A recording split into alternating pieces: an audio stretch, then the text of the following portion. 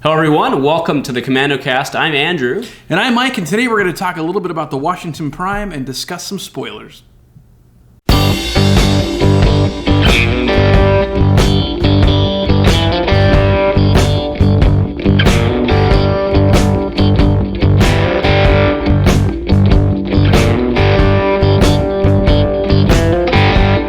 Alright guys, hey, welcome back to episode 67 of the Commando cast. We got both the boys in the house, so welcome back, Mike. Whew, man, that was a long holiday season of family and shopping and just travel. That was a lot. Yes, and being sick. And we had the flu that just swept through my house. And right. You were ill and traveling at the same time. Yeah, right? it was a long couple weeks. So thank goodness we got spared. We both were healthy for the Prime. So that's true. Yeah. So, all right. Yeah, that's actually our first topic. Okay. So, Prime was December 14th. So it's a couple weeks ago, but we haven't been here together to talk about it. So, how'd things go? I think things went really well. First off, it was a wonderful Prime. Again, Kenton, thanks for TOing. You do an excellent job. You keep a real even-keeled, it was just pleasant and very welcoming. Thank you. And Gabby, just thanks for letting us use your amazing store. So that was the first thing. But that store has a lot of stuff in it. Oh my gosh, yeah. So yeah, I'm sure we talked about it last year, but Gabby's is this giant store. It's one of the biggest game stores I've ever seen. It's so big that they had to build a play area above the store. So they put in the play loft. They put in a loft that is this giant play area and cafe space. I don't think the cafe is running during the Prime, but you could ring a little bell and they'd okay, yeah. And they have Star Wars themed drinks, which I thought was kind of cool. We get a Darth Vader, and it was coffee, dark chocolate coffee. It's cool. Anyway, great time. And then, as always, the folks in Washington are so welcoming. So welcoming that they allowed us to stay at their homes on different nights and drink beers with them. So thanks, Jeff, for that. Yeah, thanks, Jeff. That was nice. I went up the night before, and then evidently I couldn't get my head out of my A, so I had to go back home or something like that. I don't know. I missed that whole joke that you guys did. Quick story, right? So at this point, I think everybody knows how Mike and I did, right? But Mike top 8'd, I top 4'd, right? Yeah. So they went and it was very clear that I was going to lose. So they all kind of left, and I was like, I'll go get a beer. I'll go find you guys for a beer. And I catch up with them, and I walk in, and these guys have Destiny out on the table. We've just been playing Destiny literally for 14 hours, and these guys are rolling dice with their beer. We were playing the new meta. We were playing the adjusted meta care. We were so done with Del Fisting that we were just right into Jank Hero decks immediately. So that was fun. I just couldn't. I walk in, I'm like, oh my god, guys. Yeah, you weren't really into it. I don't understand. You had stayed with Jeff the night before, and I'm sure he probably made you. We rolled a lot of palp. Actually, that was probably the most embarrassing thing about the whole weekend was Jeff and I must have played 8 games the night before with Maul versus Palp, right? And every time, you mind extraction minutes over. Well, we had made some changes to his deck last minute, right? But mostly Del Fist, so that he wouldn't be dead if Palp went down. Mm-hmm. And I mind extracted his Palp in our top 8 game, and then I'm shake hands, he reaches out, we shake hands, and then someone's like, it's not over, and we're like, oh my god, it's not.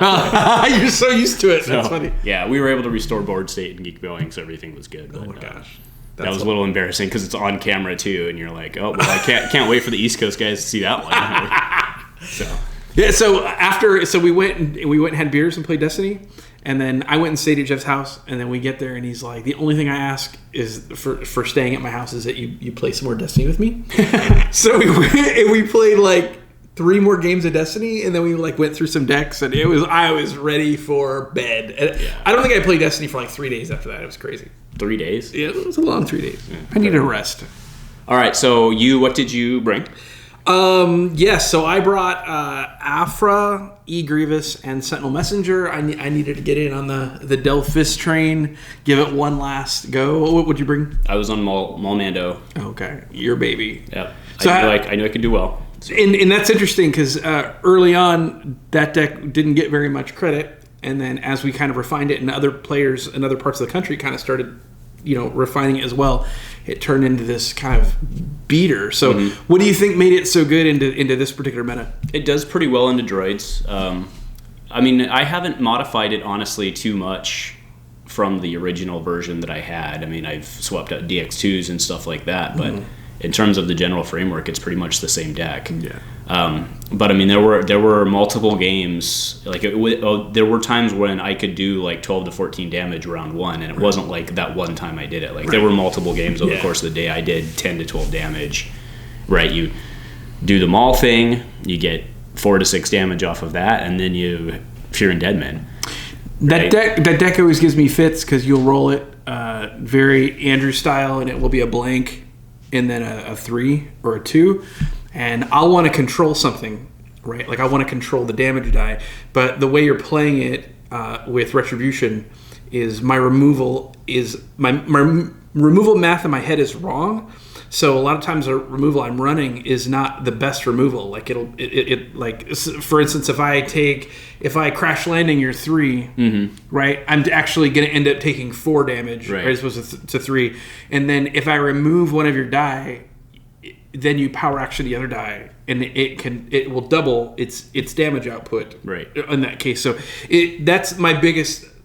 That's the thing I admire most about the deck is the ability. It's really hard to control unless you've got like multi-removal cards. Like it's real susceptible to flee the scene. Sure. If you get picked, like any deck is, but that one in particular, that's really the only very efficient way to deal with it. And not all, especially villains, don't have that many ways. Yeah, I mean, best defense. Like I took a couple best defenses over the course of the day, and like I'm actually okay with that. Right. Like that's 4 damage, right? And flee the scene, I usually don't mind because usually roll out Maul first. Right. So if they flee it, you just like power action Commando pass. Right. Yeah. So. Right.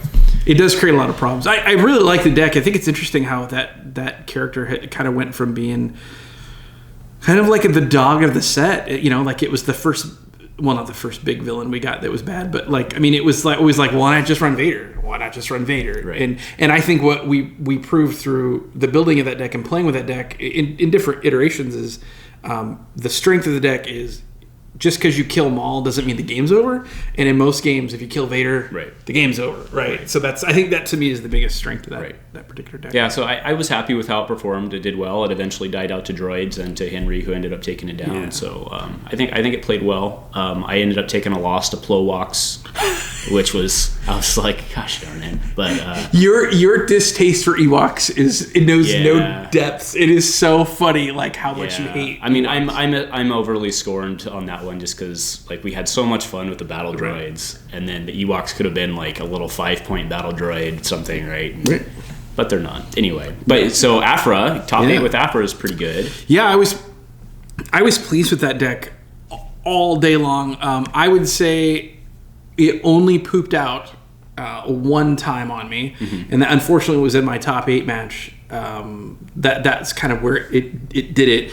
So the person I played, and his name is blanking on me at this point, John, the Golden Dice, John. Yeah.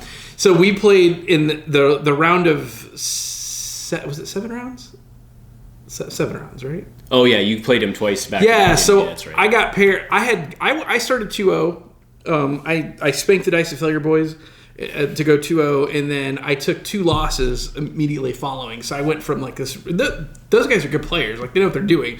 So I started off really strong, and then I lost the next 2 games. So I was 2-2, and then my Sea of Fizz game, like where that pivot game where like you just lost 2 and you have to work your way back into the good graces of the tournament, was against that silly Daka and Kira deck. Oh, really? I didn't know that was even there. Yeah. So Anthony brought it, and he is a good pilot for it as well. And I was like, of course, this is how I'm going to go down, right? I'm going to start 0-2, and then in round 5, I'm going to lose to a combo jank deck, really. Right.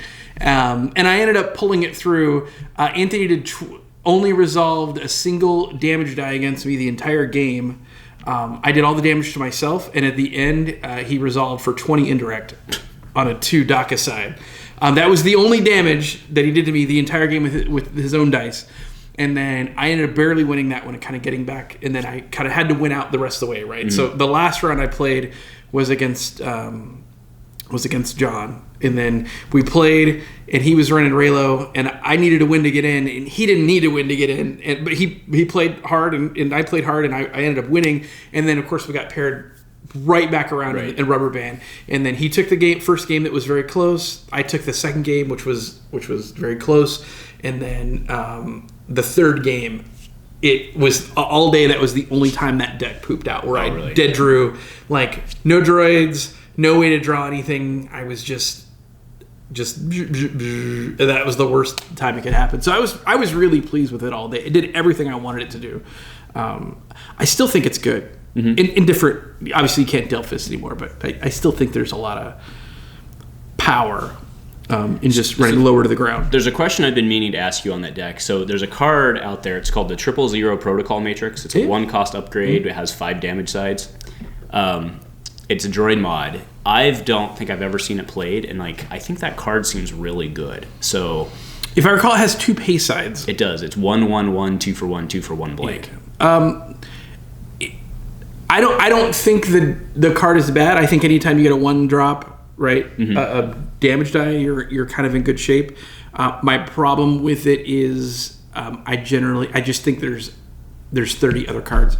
Yeah, well, in Afra, you're out of space, but I even like that Forlom Grievous Sentinel deck. That's 3 droids there. You're telling me that's not better than an energy bow. You know what I mean? Right. I don't know. I've just been surprised that we haven't seen that card in some of these decks. Yeah, and that is interesting. I just don't. I think that deck is more of a guns deck. And then, and obviously, you just throw Energy Bow. Energy Bow reacts well to Grievous's power action. Yeah, right. But there's probably a weird, slot in there maybe that could fit in. I think it's a good card. One of the guys who's run it in the Junk Pile Classic. They were playing 2 Sentinel Messengers and somebody, and they were running that. It was a yellow. I think it was Emphas Nest. They were running Emphas Nest and 2 single die. Yeah. And it did a lot of work. That just weird, card did tons of work. So yeah. No, I don't know. That was it. I love that. I'm going to miss that deck though, but like I said, I think there's some good ways to play around. The Assassin Droid was my favorite card all day long. It just Assassin Droid's good, man. Wrecked people all day. There was one point in that last match where I'm against John and he claims out. And I didn't have lethal. I didn't have any damage on the board, and I ended up, playing an assassin droid and rolling it in and getting a reroll. And I went from having no damage to lethal on the board, and I dropped one of his characters. And he mentioned after the game, he's like, phew. I did not expect that. I thought you were done, basically. And it was super strong. Yeah. No good to me. No good to me, deads. No good to me, dead. Yeah. Pretty good. Fair enough. Yeah, no, I mean, overall, I had a great time. It's not that far up there, which is really nice. It's only about 2 hours. And, I think the only complaint I had all day was that once they went to the cuts, the store started off a Magic tournament. Oh, yeah, that was kind of... They had this whole huge room, and they, stuck all the tables next to each other. So I spent my top 4 match with a backpack in the back of my head from some jerk Magic player. So all right, yeah, that was a little they had this whole room, and I guess they just did it to make it easier on the person running the tournament or whatever. But they could have stuck them at the other end of the room, I thought. But if that's the only complaint on the day, I think that's okay. Yeah. Oh, and they did run out of water. That was the other problem. They did. They ran out of. They had the water jug. They had 19 jugs of water next to it, but nobody could figure out how to replace it. And they just ran out of water, and everyone else was like, I don't know. So anyway. But yeah, Kenton, thank you very much. Yeah. It was great seeing you. Thank you for letting us record the Dice Affiliate Boys. If you haven't seen it yet, they were streaming and they got all the matches, I think, except for the final, I think. Maybe not top 4. It kind of cut out halfway through the top 4 match. They had to go. Yeah, I wasn't keeping track with it. Yeah. Kind of weird. But either way, all of ours are up. No final match, but everything else is up. So because I did the same thing. When I was out, I was like... Yeah, deuces. Yep. Right. So, there's beers to be drank. That's so true.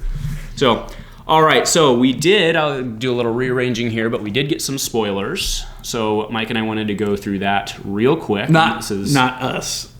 Oh yeah, sorry.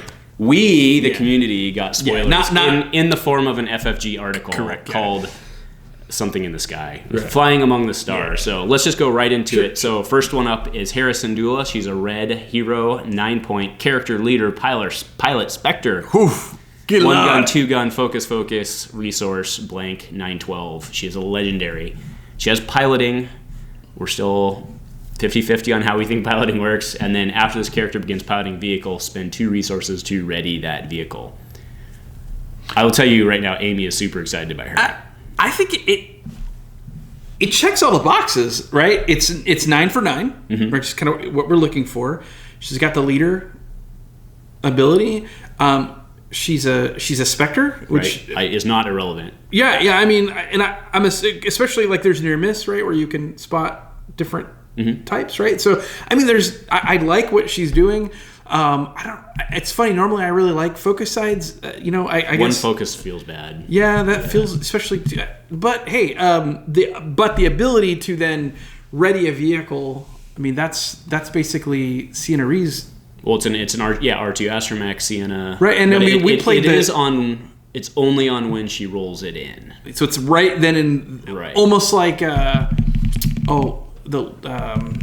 remember there was a Jedi character that when you rolled her in? Oh, Ahsoka. Ahsoka, yeah. And that was awkward. Right. But that was also the days of having no money all the time. So this one feels a little bit like maybe that second round when you roll her out, the problem is if you spend the 2 to ready that vehicle and it gets DM'd, you are really screwed. Right. Like, I mean, you are not a little screwed at that point. You were super because you lost what you already spent plus the $2. That feels real bad. Yeah, I mean, I think you're on it there, right? Because if you're going to be resetting your vehicles, like what's the best way to get value out of that is to stick mods on it, right? And then, but can you do that in a DM world? Like, I don't know. I think that's the question we have for this whole set coming out, right? Like, almost everything comes back to DM. Let's if we're sitting down and we're playing, and I'm rocking a hero vehicle deck, and you've got Maul Mando, I'm not using that ability.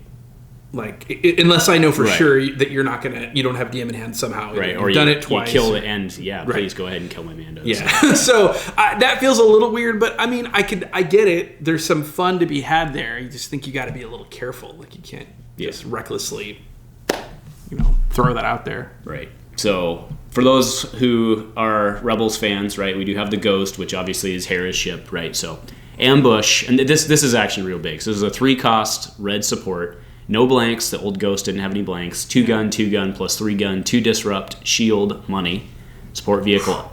Ambush. After the support enters play, you may activate a Spectre you control, right? So it comes in, you can activate Hera, who has piloting, roll this in with ambush, right? So it's kind of like a Han Falcon type ability, or a Lando Falcon ability. So it does come in with, if you have Hera ready, you can drop this, or I guess it's any pilot, actually. Right. If they're a Spectre. Right, which there's another one who we'll see in a second. Okay. But after you resolve this die, you may give each character piloting the support 1 shield. Big deal, because we've been a little unclear on how piloting works in terms of if a character with piloting activates, can you pilot an exhausted vehicle? I think we were assuming yes until we saw this one, which is you can ready it then, because then that would be the way to get 2 characters piloting, right? Oh. Pilot it with Hera, ready it, pilot it with somebody else. But because I think like that's the thing, it's piloting the way it reads is you may activate one of your vehicles. Can you activate a vehicle if it's exhausted? The answer, I don't believe, is so, right? So I don't know. I mean, it'll be... Yeah, but I don't... Like, to be piloting, I don't necessarily... And we don't know because this is the parenthetical, script, right? But if we're to take this at what it says, after you activate this character, you may activate one of your vehicles. This character is piloting it. Like, it's a period statement. Like, I don't necessarily think just because you can't activate it doesn't mean it's not. I mean, this character's piloting it. Right. Like, maybe that's the reading. Yeah, and there had been some discussion way in the Wayback Machine that you could pilot an exhausted vehicle that had been flying around out there. But again, that's in like these discords, and like I still haven't seen the documentation. And like even if it is, like just because Gandork said so, like I realize that 99% of the time because Gandork said so is a thing. But like, I mean. You never know. I will say that if that is the rules, if that's the ruling where I could conceivably do what you said, play the Ghost for 3, use it to activate Hera with the Ghost's ability, give it ambush, right, and then activate another. Yeah, well, yeah, and then you'd still want to resolve the die. Oh, right, yeah. So I mean, that is better. That makes the card of course. really good, like even better, and it's pretty good right now. Yeah. Like a 3-cost ambush with this, double this links. is a good ship. Yeah. Right? So boy, the old Ghost was bonkers too. That thing was 4 costs though. Right? And that That's one was the problem. resolve any die side on this die. If I remember, it's special. Yeah, So that's a really good. I think that's a very good vehicle right now. I'd play that for 3. Yeah. So Sabine is 10 cost, or she's 10 health, yellow, 1013, 1 gun, 2 gun, shield, resource, special blank, piloting. Doesn't have any room on this one for templating, I guess. So specials deal 2 indirect to an opponent, or 3 if you have a blue, a red, and another yellow die in your pool. And another. Yeah. So you're probably running, like, I think she screams 3 wide, obviously not I think. Yeah, right. She screams 3 wide, but I think you're probably running her elite to try to get that. I'll skip ahead. There is custom paint job, which is modified vehicle support. After you play this upgrade, choose a color, attach vehicle, and its die become that color, then re-roll up to 2 dice. So what it does is it lets you paint job one of your... So if you're only running like 2 colors, you can in theory get that third. Turn it to blue or red, whatever you don't have. Yeah, because that's Sabine's thing in the show. Is she's like a graffiti artist. Okay. I didn't know that. Yeah. So yeah. Okay. She's not great. No, I don't like her as much as Hera. But she has a rare and not a legendary, right? Yeah. No, yellow's really good though because it gives you access to the sweet yellow removal suite. So maybe that's kind of the thing. And I mean, 10 for 10 and 9 for 9, like they both have piloting. I mean, really the only difference is Hera's. The dies are. I mean, they have 1 gun, 2 gun, right? And then it's focus, money, and then hers is. Yeah, but I mean, she's got 3 damage sides, right? So I don't love it. Yeah, I think she's okay. She's okay. Yeah. Anyway, I mean, maybe I'll get schooled by someone who likes her. So but I like this one, Sabine Wren's TIE Fighter. It's a yellow support vehicle. Again, we see ambush. After this die modifies a Spectre, discard a card from your hand to roll this die into your pool. Oh, so that's pretty good. Do you know who loves this card? Zeb, yeah. 1 +2/+2, disrupt, money, blank. It's just Sabine's painted stolen TIE Fighter, right? But it works with the Spectre theme. I think you could play Hera, Sabine, Ghost in this all together, right? And then paint job it and make it blue. And I'm putting this in my Zeb your deck. Zeb deck. I want those +2 gun sides for Zeb. That's really good. It's pretty good at 2. And then the fact that like you can roll it back in, get another +2, and keep going, right? Yeah. So, to be clear, not keep going on the same action. Right. Yeah. Yeah, so, it's pretty slick. Yeah. All right, so this one's huge, and I'll explain why I think it's huge. So Spectre Cell is a -1 plot, include only if each character on your team is a Spectre. 31-point team, right? That's potentially very big, and it's especially big because we have Blue Ezra, who's 811. We have Yellow Ezra, who's 912, who's awful, so let's forget him. But Blue Ezra at 811 and Chopper at 811. Right. We're looking at multiple 5-die combinations with this. Oh, yeah. Yeah, no, it's interesting because it rewards you for doing something you're already going to do anyway, which is if you're a nerd, you can you're get going the to math put to work out, right? Spectres together. Yeah, and Zeb's a Spectre. Yeah. Right? So the only one we're missing right now is Kanan, because Blue Kanan was in Empire War and is rotated out. So this is like a team photo card, right? And I see Kanan in there, so I can only assume that we're going to get another. I would hope we're gonna. I just hope we get him in this block, right? Like that's one of the things that bugs me that I've seen FFG do in this set is like they'll keep themes going across, which it's fine if like in set 1 you have something and then you finish it in set 2, like not a problem. The problem is if it's set 3 and you finish it in set 4 and like the entire block can rotate. Yeah, because Zeb's about to go. Right. So we would need a new Zeb in the next block, right? In theory, so. Yeah, you'd think Star Wars would be better at like finishing trilogies.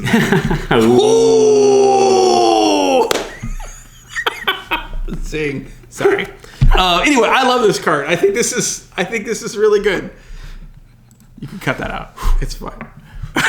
And our subs just dropped by 1,000. Yeah, sorry about that. All right, this next guy. So this is supposedly from that cartoon show that is on like the Kids Network. Resistance. Yeah. So Elric von Reg It's just call him the Red Baron. Like, can we not? Right. So, his 12-point red villain: 1 gun, 2 gun, 3 for 1, disrupt, money, blank, piloting. While one or more of this character's character dice are in your pool, its piloted vehicles, support, and upgrade dice cannot be removed by opponent's effects. 16 points. I actually haven't seen this card yet.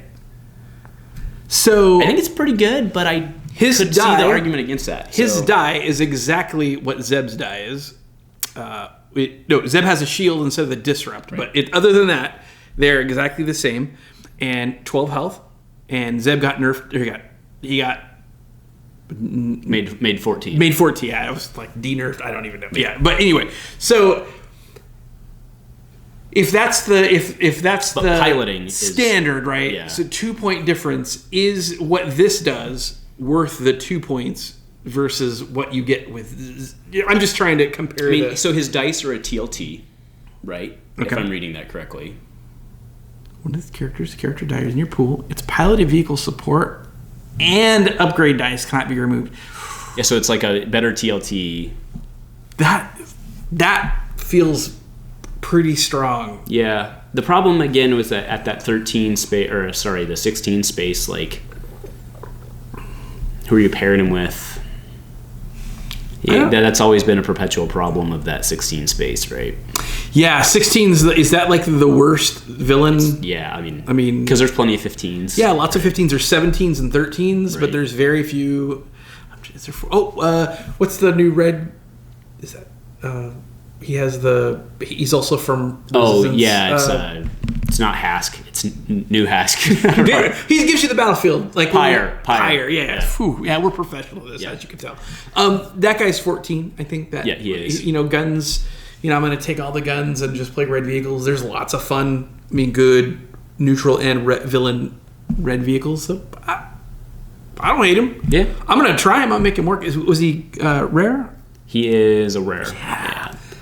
Sweet. And then there's his TIE Interceptor, which is 3 drop, but it's 2 gun plus 3 gun, 2 indirect, 3 disrupt. Oh, jeez, dude. 1 money and a blank. Action: if Von Reg is piloting the support, remove this die to discard an opponent's vehicle from play that costs equal to or less than the value showing on this die. That's why the 3 disrupt is there. I was just thinking to myself, how can I abuse that 3 disrupt? And there you go. Right. So.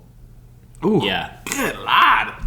That's pretty brutal. Like, there's a lot of it's kind of funny how much anti-vehicle hate there is in the pro vehicle set. Take some vehicles, and then I think you're supposed to be blowing each other's ships up, which is kind of cool, but like, I ain't got money for that. Not in, you know what I mean? Ooh. So I don't know. Yeah. But this one's pretty rough. Yeah, no, I really like that. That's super good. And now we just got the answer on why we had never seen a red non-unique or a diceless, I should say, for red villains. They were waiting. They had already figured it out. And Imperial Pilot, power action. If this character's piloting a red vehicle, turn its support die to any side. That's not bad, right? Yeah, 6 for 7. It's not bad. 7 health.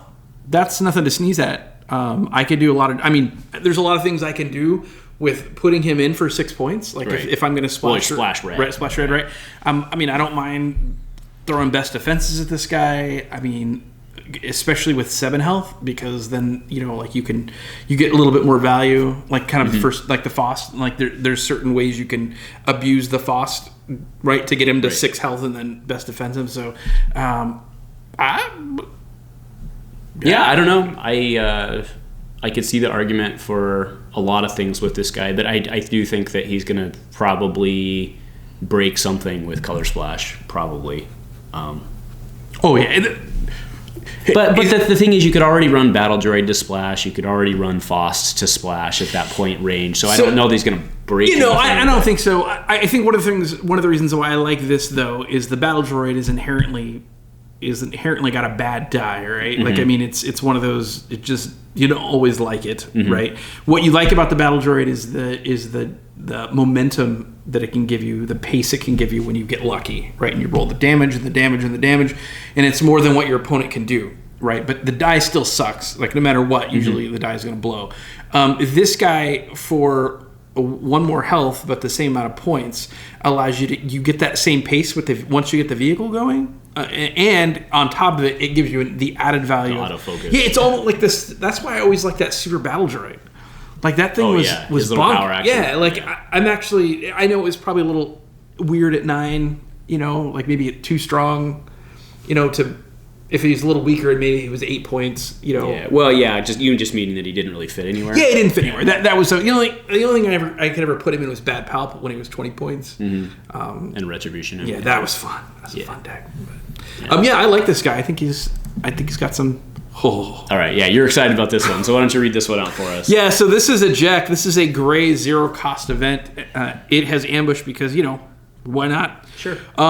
Discard a vehicle you control to heal 2 damage from one of its piloting characters and give that character 2 shields. So the first thing I want you to notice is it has to be piloting. So it's only going to fit in certain decks to begin with, but if our value discussion holds true, right? And I'm spending 0 and a card, and I'm healing 2 damage, taking 2 shields, points, right? This seems well above curve, and I don't know how much ambush is worth, but let's say it's worth something, right? I don't really know, but this card is, and the big question is, okay, so I had to destroy a vehicle, right. So what am I losing like for that? And is there any ways for me to maybe again? I'm always looking for a way to abuse this. Like, is there a card I don't mind losing? Like, especially at the end of the game, like maybe where I'm going to win and I can pilot a vehicle, do its damage and eject it, like to keep alive. And I mean, yeah, but then you're not in the I'm going to win category. Well, but if I have multiple vehicles and I've already resolved the die, yeah. I mean, that's where I'm thinking is, I could get an insane value out of, say, a TIE fighter. Right, end of the game, I'm rolling in TIE fighters. I pilot the TIE fighter. I do its 2 indirect. It's neutral. Yeah, it is neutral. Yeah. Oh, yeah. Thank goodness. Thanks for looking. Yeah. So I resolve the 2 indirect on the TIE fighter, and then I eject out of it, and Sure. Oh, and by the way, I get to go again. Like that doesn't feel so bad. Yeah, I don't know. I kind of feel like this game this card would be really good in a game that was not Destiny, where like you could react. So like someone's like, "I'm gonna blow up your TIE fighter," and you're like, "I'm gonna eject." Right? Yeah, that would be super cool. I love this card. I think it's really a well designed card. I think this is cool. I'm obviously not going to eject out of a high value. I'm not going to. I mean, you will if you have to, but then why are you packing it, right? So, like, right. I guess that's maybe the other thing is you have to actually put this card into your deck. So, like, there has to be some sort of like decision point on a regular basis where you're going to use the card, right? So, there's some junk. Isn't there a 1-cost the Skyhopper? There's like the Skyhopper, and then there's the land speeder. Like, there's a couple. I mean, again, these are not great cards, but I always thought the Skyhopper was pretty. The Skyhopper always was cool because it'd go pull that laser turret, right? Yeah, and is that the one that did like? Oh no, you would pull the laser turret and then do an indirect with it. Like, I always thought that was kind of cool. And you used to wreck me with those, like just like I'm gonna like bing, ping. Well, yeah, ping. but during draft, like. Right. Well, yeah. But it'd be fun, loaded to have a kind of a junk vehicle that your opponents obviously aren't going to DM and you just get like 2 or 3 damage out of it, and then I eject and all of a sudden gain all that extra value. I'm gonna use it. Yeah. All right. Next is Assail. So this is a neutral red ambush because again, why not? Oh, pilots are quick. Maybe spot a piloted vehicle to remove a die. So pin down. This is not, but it's darn close, right? Yeah. Pin down the spot a vehicle back in the days when nobody played vehicles, and then that became worth it with that card, and then now, well, here we are. But so Assail 1 costs.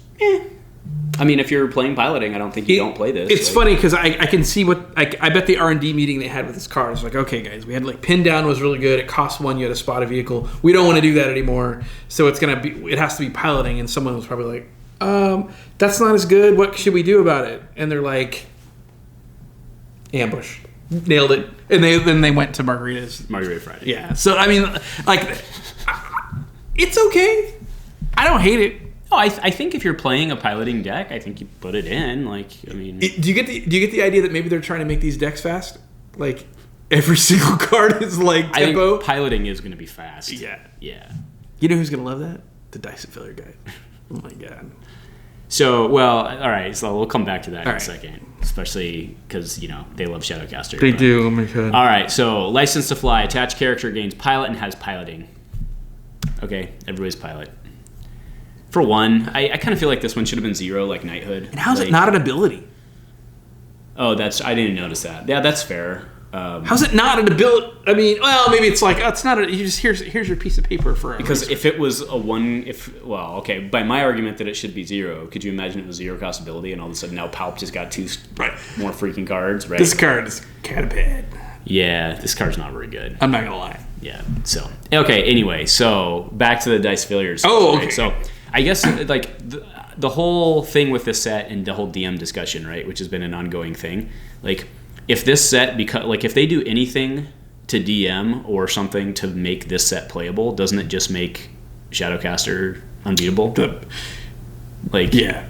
I mean, because we've played locally against players that bring Shadowcaster, and when they don't play Yellow Villain, they just, I mean, it's like a romp of stomp over everybody else. It's dumb. It's dumb how good the deck is. Yeah. I mean, it's really the only thing. So, like, if this set's not DOA, Dead on Arrival, right? Then do they do something to DM? And if so, like, I don't even know that I want to have the discussion right now, right? But like, I'm very concerned that if they do anything to make this set playable, that this set still isn't playable because like Shadowcaster's better, and then you get all this cool new stuff, right? I know not everyone likes DM because it feels like it's a little stifling to creativity and deck building, but I will say, without it, there would be some serious problems. And, I agree. And there are ways around like the DMing thing. Like it is a spot yellow. I mean, it is 2 cards. It can be probed out of well, it can be villain. Scruffy. Again, it can be scruffy. Right. I mean, there's a lot of ways that you can get around the card. It just takes smart. I think it takes Braven's smart Chopper deck where he like uses the mods to get on Chopper and then tries to bust down the yellow character. Like I think that's a pretty well designed like. Yeah. No, that's a good idea. But, I mean, yeah. But I don't hate it. It can feel, again, it's one of those things where DM makes you feel bad if that's the deck you brought. But in bringing that deck, you also make like other players feel bad because they don't have a way to deal with your ridiculous 6-for-3 you just got for free. So I mean, I'm not a huge fan of the whole DM thing to begin with, but I don't really want to live in a world without DM. Just wish it had been neutral. So, like, I think that's my main problem with it, and always has been. Is like why? Like Rebels blow stuff up too. Maybe why don't they have it? I don't know. Why don't you guys errata that and then everybody can have it. It can be in every single deck, and then everyone then the heroes don't feel like they're getting their. I do have to say I think that's the majority of the community's complaint against it. Isn't that it exists? It's that it's villain only. Yeah. But who knows? I don't want to speak for a whole bunch of other people. So that's not what we're here for. All right, so those are the spoilers. I don't think I've seen any others floating around because it's been Christmas time. Yeah, I don't know. I would like to see them, and I believe they said. I believe Matt in non-official capacity. Yeah. I believe he said that their plan is to spoil the entire set this week. This week. I actually thought I'd see it today. And this is because, by the way, it was announced that it will be legal for the Las Vegas Open. Yeah, and the release date's the 17th, right? Is that correct? Right? Yeah. So today is 15 days prior. I kind of was hoping we'd see something at least the start of maybe. I don't know if they're going to do them a little bit of time. I don't know how you even do that. We've only seen 40. Well, one would assume there's at least one more of these articles. Yeah, and. Don't we usually get 4? We get the announcement and then 3. So there should be one more at least. At least one more. So I would like to see them like sooner than later. I'm going to Las Vegas to play, and the more time I have to know if there are any cards that I want to run. If you see me at Vegas, you have an advantage on me. I am not bringing anything new to Las Vegas. I'm not doing it. I would rather run a deck that I am strong. But you'll tech in if there's new cards that fit into your tech deck. Correct. Yeah, but I'm not reinventing the wheel in Las Vegas. It will be 26 of the 30 I already run, or whatever deck I choose to go with. So I'm really looking for some maybe a couple spicy includes, but mainly I want to see what other people are going to bring. Because what's going to happen is if I sit down across someone who's running like completely new pairing with let's say he's running 18 new cards and new characters, like I won't have any reps against that most likely.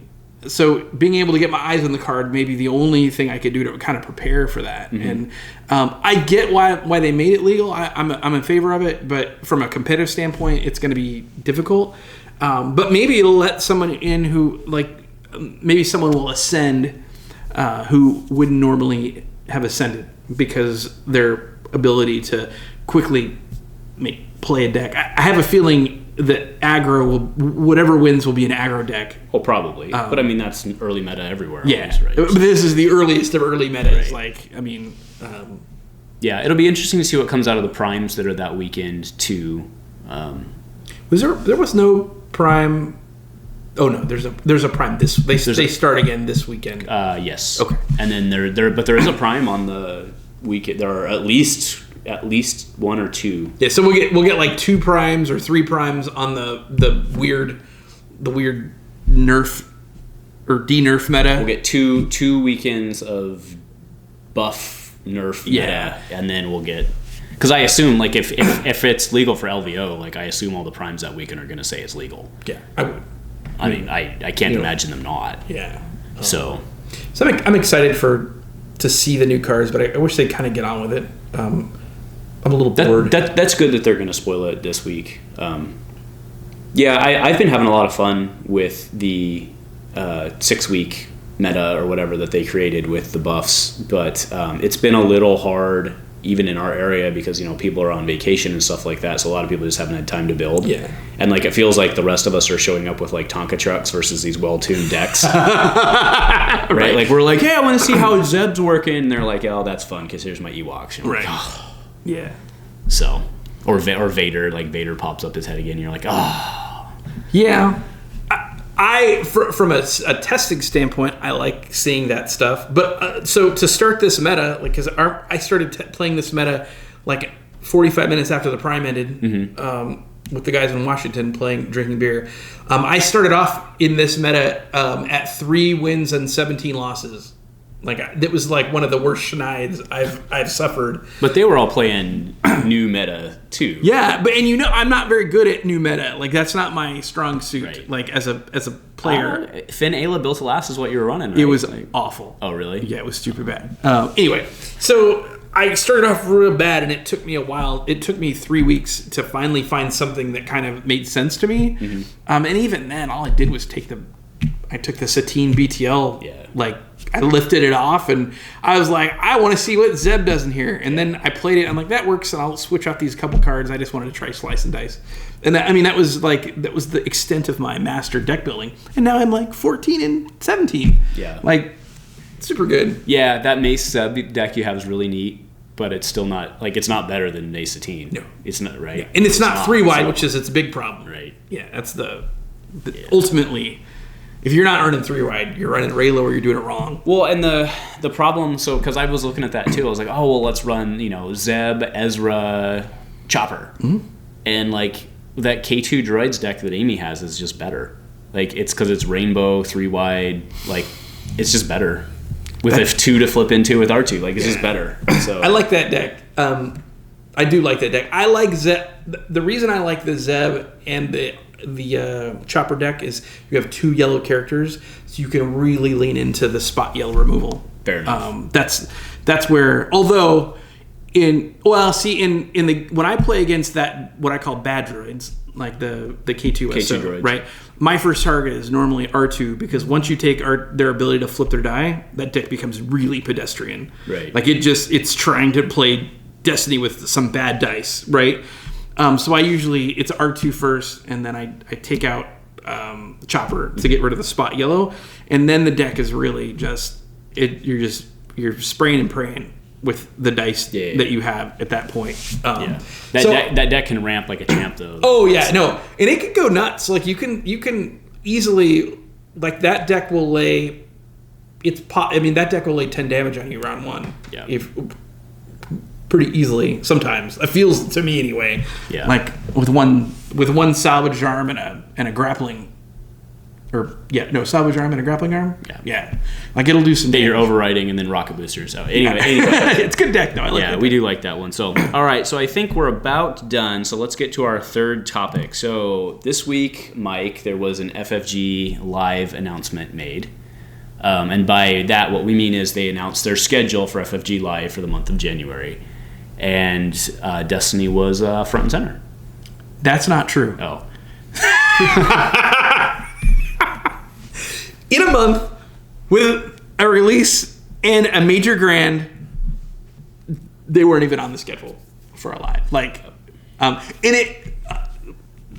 finish your introduction in case. No, that's it. Okay. That's it. I'll show it. Yeah. So, on top of that, the same day, there was also a big announcement. Within a couple days of this, there was one for X-Wing that was like our OP roadmap for the year.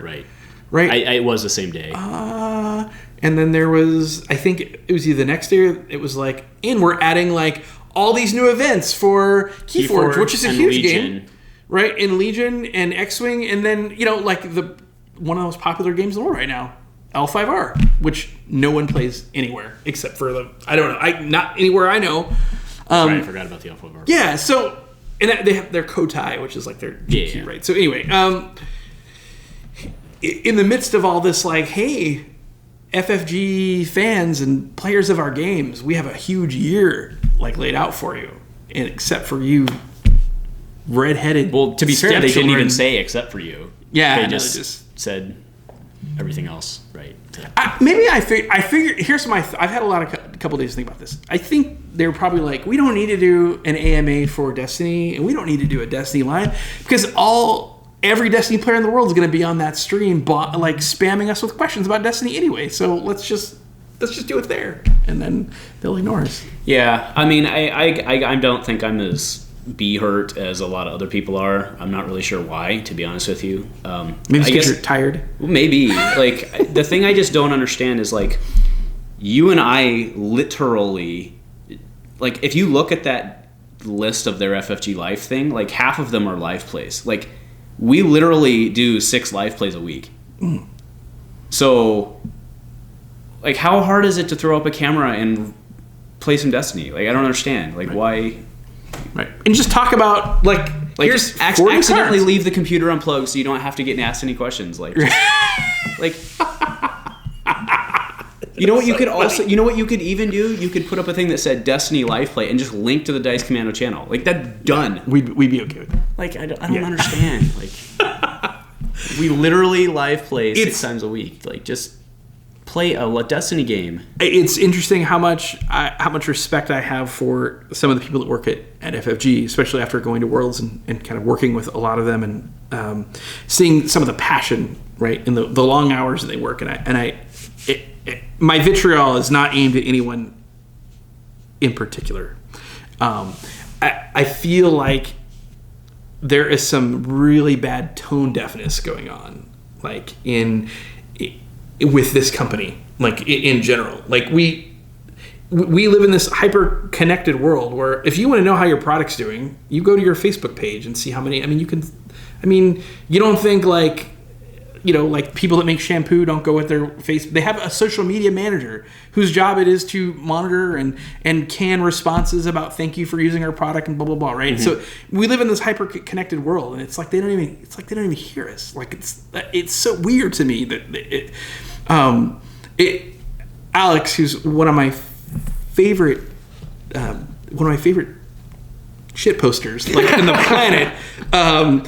One of his favorite things to say is like FFG can literally say anything, and we are so relieved. Like we're just like they can even mention the word Destiny, and we're just like, oh my god, now you're God. Like, I mean, it's weird, and it's our fault for putting up with it, and that's all I have to. It's so funny to me. Like, it's so funny because this is such a good game, and it has such a strong community, and I must just be out of my mind to think this is a successful game because it feels like a successful game. It does. It does indeed feel successful, but I don't know. I don't see the numbers. Maybe Maybe it's not. Well, I can tell you that their Q4 sales are not good. Oh yeah, weird. I feel confident saying that. Oh, your market research has paid off, my friend. Anyway, I'm done. That's all I wanted to rant on. Yeah, I mean, we had to speak to that.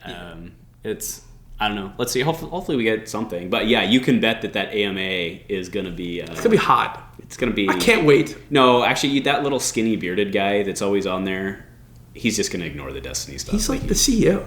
Okay, whatever. Well, I'm just saying, yeah, I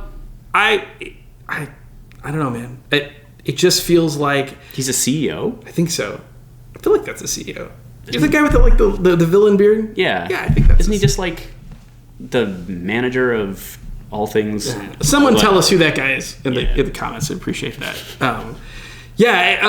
Sometimes I feel like... No, he's not the CEO because he's the one guy in that one thing who had implied that the CEO was going to... Because remember the one CEO like announced that they were going to make a article, and then the little guy I'm talking about, like at the next one was the Elmo. He's like, "Yeah, we just wanted to give you an update that there's no update." Oh yeah, you're talking about. I think you're talking about Alex Watkins. Yeah. Anyway, I sometimes think that they did not expect this game to be as successful as it was, and they had planned like 3 sets, or 2 or 3 sets, and they're just going to put it out and then abandon ship like they do on every other game they put out, and then we decided to make it popular, and it's pissed them off ever since. They've had to support this game the whole time. It's like, God, all we want to do is make board games and bad, 2-player card games that sell at Target, and you guys are making us support this CCG and adjust rules and stuff. I do think they hate Destiny, and the reason, and I don't mean that like in a negative. I mean, it's not positive. It's not a positive thing. Absolutely, but I don't mean like they actively hate Destiny, but I don't think they want to have to deal with a game in their repertoire, in their library that has to hit dates. And the implication of a TCG is that there will be a regular because it's competing against Magic, and Magic's like our set in 2028 will be out March 17th, 2028. Here's some lore for our 2023 releases for you guys to chew on. They're up against that, and everyone here's like, how come you can't publish release dates? Which is fair, right. And then they're just like, because margaritas. I don't think they're.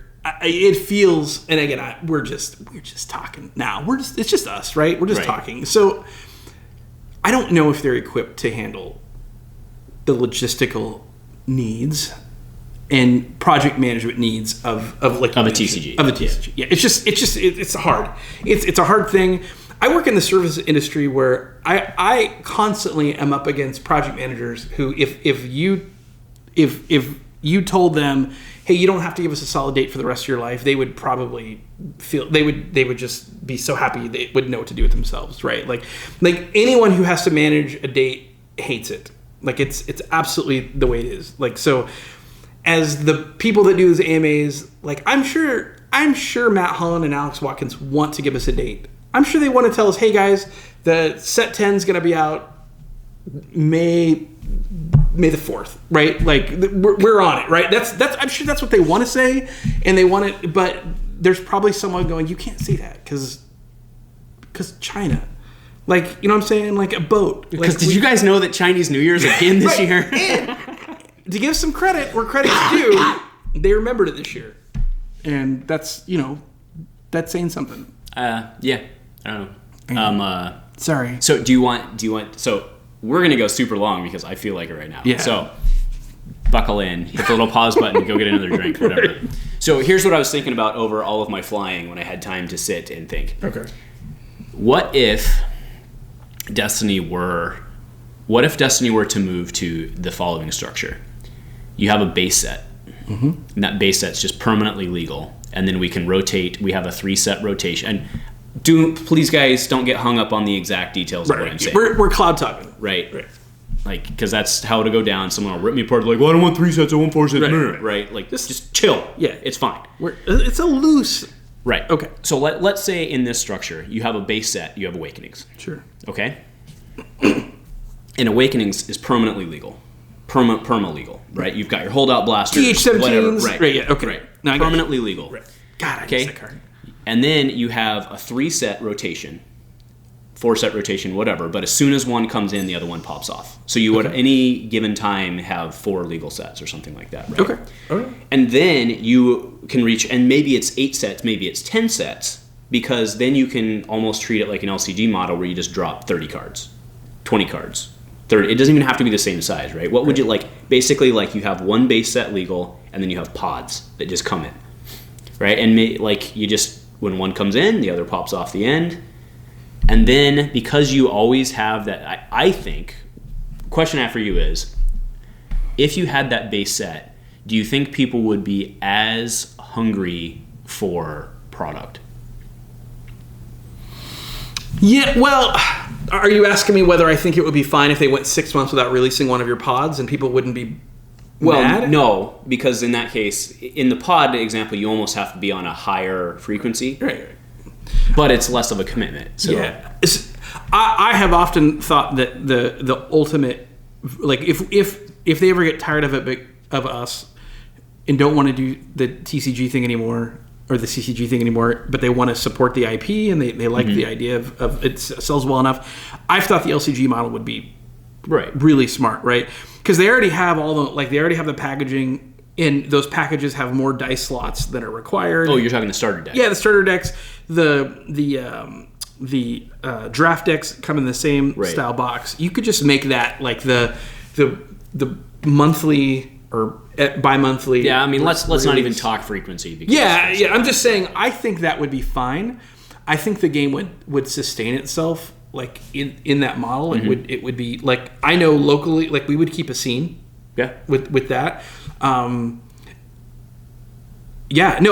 to answer your question, I think that would be fine. I would be perfectly happy with that. Like if they had these I don't know, 100 cards are going to be here and forever until we decide otherwise, right? And then here's some weird and then they can do base set 2 or whatever, right? Like, absolutely. So 3 years down the road, whatever. I think it's perfectly fine. I think it would be great. I think one of the issues that, and we play different games now. Like we've kind of been experimenting with different other games made by other companies, mainly because I like to keep 2 games going at the same time. But OP is extremely important. People like these games. These are not competitive games. These are competitive games. We're not cooperating with each other. We are trying to beat another human being at a game and have fun while we're doing it. Right. So organized play, I think, is absolutely necessary to to the immediate health of this game. Like people have to have something to play for. Absolutely. Because that's just why they go to a game store. Like, and it motivates you to actually get off the couch on this one Saturday. It's like, oh, well, we could go play, but whatever. And that's the biggest problem is if for some reason we don't get an OP announcement, or the OP announcement is really bad, if it's bad news, who that really hurts is not the people that love the game, because we're going to probably keep playing for a while anyway, because we'll get new product. I mean, there's obviously new product coming. But it ultimately hurts the stores. Mm-hmm. And if the players aren't going to the stores to play, they're way more apt to push that order button online. Oh, absolutely. And that, if you want to talk about a quick way to make your LGS not support your game anymore, is just start buying it online, and then they'll stop carrying it. You won't have to worry about it anymore. So that's where I see, there's other games that we play that they are great games, but they do some things that I don't like. But one thing they do that I love is they support the LGS. Like, ferociously. Even like in the little bit that I've seen of your of the Flesh and Blood game, like that company is interested in getting community organizers and stores involved in the game, right? Argent Saga, they don't do everything I like, but what they do like is they'll send you 30 demo decks tomorrow. Like if you ask them, in 4 playmats, like a store, their kits are super cheap and they're really well done. So I think that's super important. So anything we talk about with the future, Destiny 2.0 or a different model, right? All that is great. But if we don't get good news on OP, I don't think it survives. Like because the first thing it goes is the stores, and if the stores don't carry it, players can't get it as easily. Like, you're not going to get new players, right? Because that's what happens at a store is we're sitting down, we're playing. Foot traffic is key. Somebody sees what we're doing. They're like, what is that? It's Destiny. Derek comes over and goes, hey, I've got 2 decks you want to play? And they're like, sure, shows them the game, and they walk out with 2 boxes. Like that happened the other night with Argent Saga. Right. Yep. Right? Well, and then there's the whole, you can buy a starter of Arkansas and be playing for $20, and you can't do that for Destiny. Whole another discussion. Yeah. We could have a whole episode on that. But anyway, I hope it's good news. I have some hope that maybe we're going to get some good news, and the good news is, hey, from an OP standpoint? From an OP standpoint, hey, we're going to do, maybe we're going to do less primes, more store champs. Like, what is going on with, and again, I know we're way over, guys. Right, yeah. If you're still with us, sweet. Sorry, yeah. But, like, what is going on with these GQs or lack of GQs? Like, I don't understand, because they're announcing stuff. This other company basically is running this other stuff for them, and I mean the GQ, and this was under Cascade, right? So it's in the Wayback Machine. I get that, and I'm not saying that was like the bestest model ever, but like it worked. And the GQ that they held in Portland was because they were running an X-wing event and they had extra space, and they're like, you want to make some cash? And they're like, okay, bro, right? So like, why is this new company like it? I'm not asking because I don't expect an answer. Correct. But what because it is so obvious that company should want to run an event while they're running another event, and the fact that they're not makes it very hard for the player base to not think that it's because FFG told them not to. Right. That's where I'm going. Like it becomes very difficult in that scenario.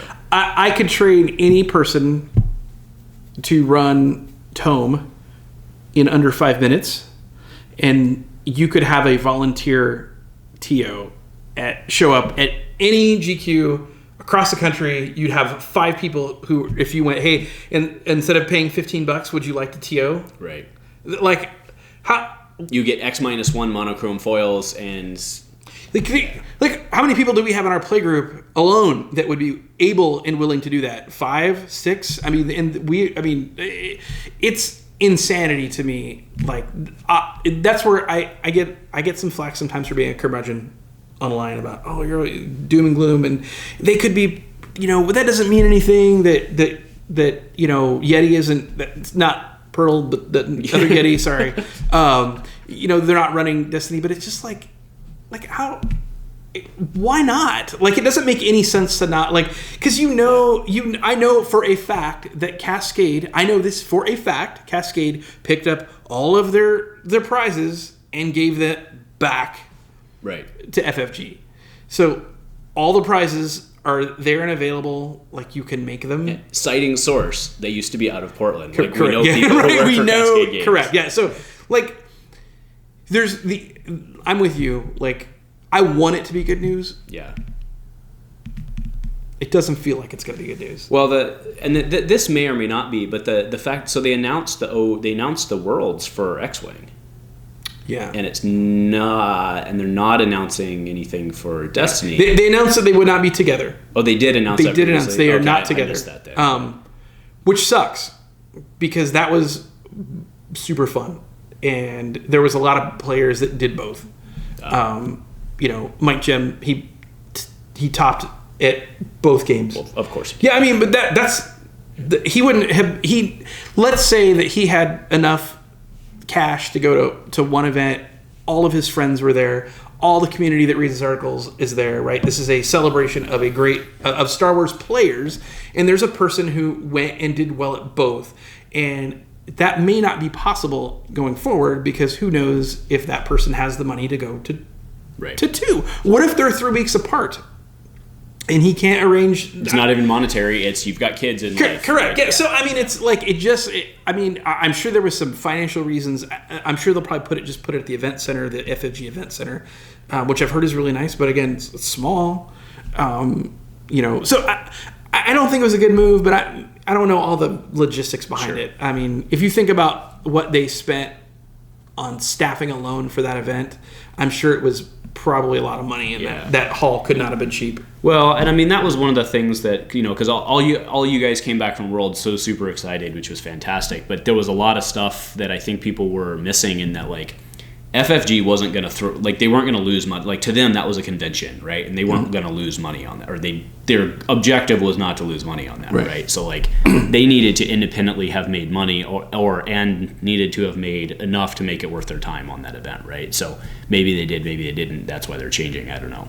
it just becomes very hard when the community perception was that it was a successful event. Right, yeah. That's and then like, they're not doing it. Right, they're like, oh, that was the most amazing event ever, and we're never doing it again. Thanks, appreciate it. That's really all I'm saying. I don't want to get down the rat hole, but like everyone came back and they're like, wow, this was amazing. What a community event. Look how much FFG cares. And then they're like, and cancel. Yeah. And I didn't even know I didn't know there were 500 people that would travel to play Destiny. I had no idea. Like that was. Well, we'll see how many go down to LVO. Yeah, that was the biggest shock to me. Was all of a sudden finding out that there was that many like excited people to play Destiny. Are we going to get full community representation at LVO, or are there like headbutt reasons that certain groups won't go? No, I don't think so. Okay. I spend too much time in Discord, and I haven't heard any static. There's a lot of guys back east that want to go, but they're in the same boat kind of we get sometimes, where it's like, man, we just that's a long travel, right? And it's Christmas, and I spend my money on Christmas presents, and like I get it. Like that's a hard ask to it's the same reason why I've never gone to the East Coast to play in a tournament, right? Because it's expensive and it's hard. Atlantic City, right? Tournaments there all the time. Yeah. So anyway, that's yeah. All right. So if we for the two of you left, thank you for watching the Commando cast. Yeah. So we just wanted to. We are now out of 2019. We are in 2020. But thank you very much for sticking with us and the channel for all of 2019. It's been. I posted some stats today. I'll put them up as well. Oh yeah, I saw that. And that was actually, they sent me that like mid-December, so it actually didn't capture like the last couple weeks of 2019. But we got just under plus 1,000 subscribers, and we had just over 4 years of watch hours on the channel in 2019. So thank you all very much.